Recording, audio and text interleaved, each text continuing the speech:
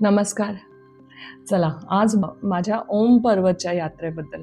ओम पर्वत एक ना नैसर्गिक अजूबा म्हणू शकतो आपण, जो निसर्गाने आणि आपल्या देवानी एक निर्माण केलेला आपल्यासाठी, की आपण त्यांच्यावरचा विश्वास विसरायला नाही पाहिजे.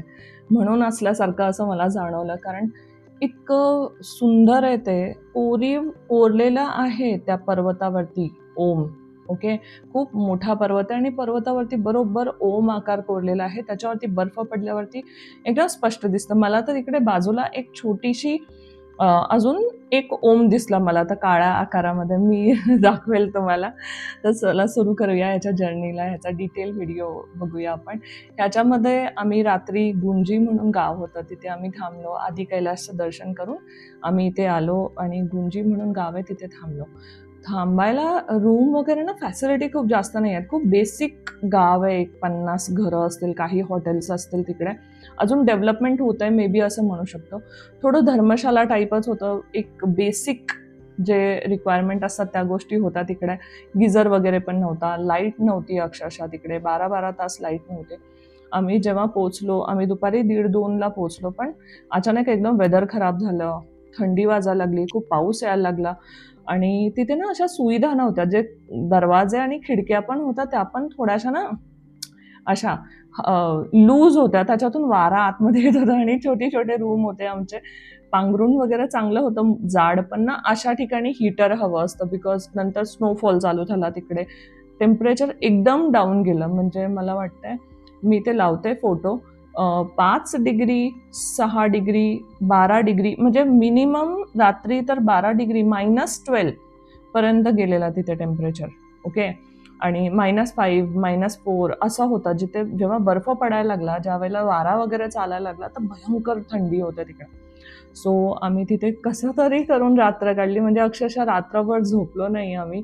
मी आणि माझी एक रूममेट होती माझ्या टूरमध्ये, जी सोबत होती माझ्या. आम्ही दोघी पण नाही झोपलो आणि तसं केलं आणि सकाळी उठलो आणि निघालो. आम्हाला वाटलं आता ओम पर्वतचं दर्शन होतं का नाही काही कळत नाही, बिकॉज वेदर थोडंसं खराब होतं. ढग आलेले होते आणि हा पर्वत वगैरे आहे ना, जेव्हा असं वादळ वगैरे येतं किंवा ढग येतात तर सगळं लपून जातं.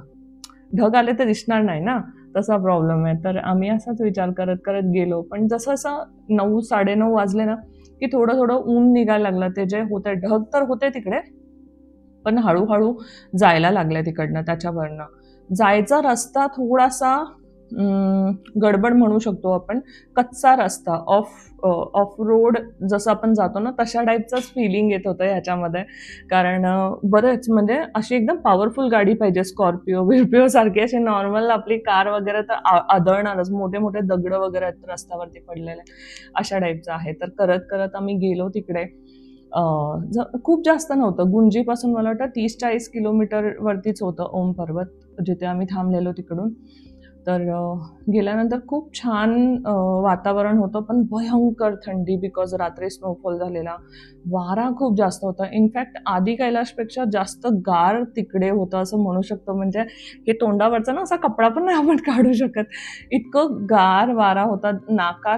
कानात गेला की मग इमिजिएटली तुम्हाला म्हणजे हे वाटायला लागतं, म्हणजे थंडी जास्त वाढते त्यात होतं. पण ओव्हरऑल हळूहळू जसं 9:30-10 झाले, आम्ही गाडी एका ठिकाणी लावली. तिथून साधारण अर्धा किलोमीटर किंवा 1 किलोमीटर अंतर आहे. एक पॉइंट आहे त्या डोंगराचं जिथे आम्ही थांबलेलो. त्याच्या कडेला जाऊन तुम्ही उभं राहू शकता आणि एकदम समोर ओम पर्वत तुम्हाला क्लिअर दिसेल असं. आम्ही गेलो आणि तिकडे वर चढल्या, त्या डोंगरावरती चढत जायचं. जवळजवळ 1 किलोमीटर असेल, 800 मीटर किंवा 1 किलोमीटर मॅक्सिमम. सो चढत जायला दम लागला खूप जास्त. बर्फ होता सगळं साठलेलं, बिकॉज आदल्या दिवशी बर्फ पडलेला होता. चालत जायला तर है ना श्वासोश्वास हे.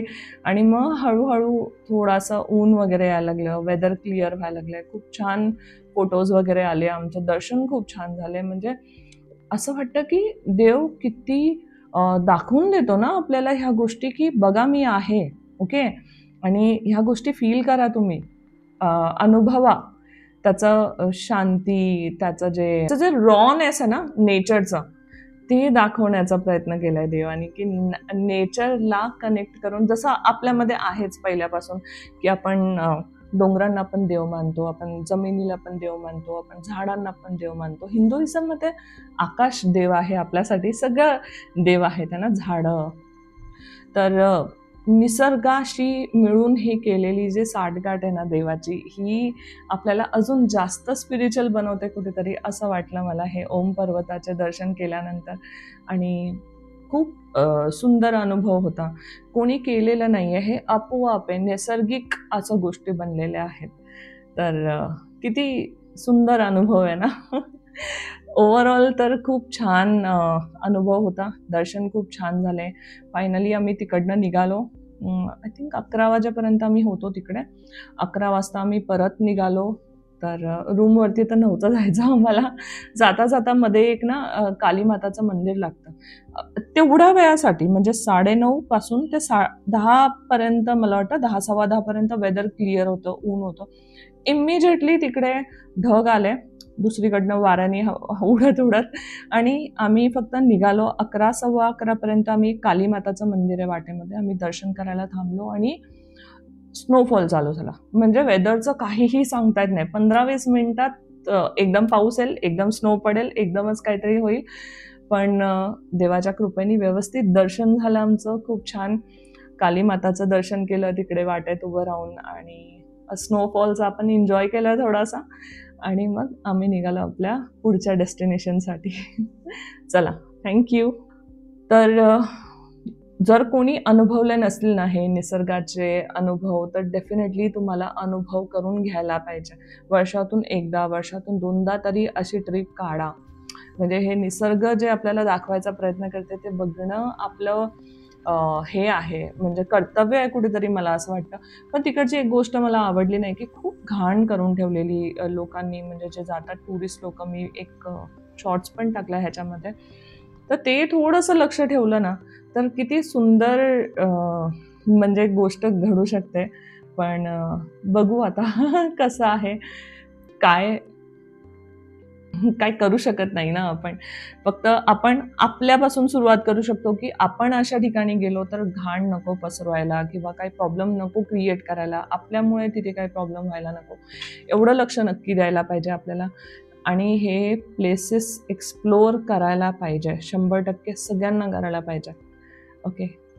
नमस्कार.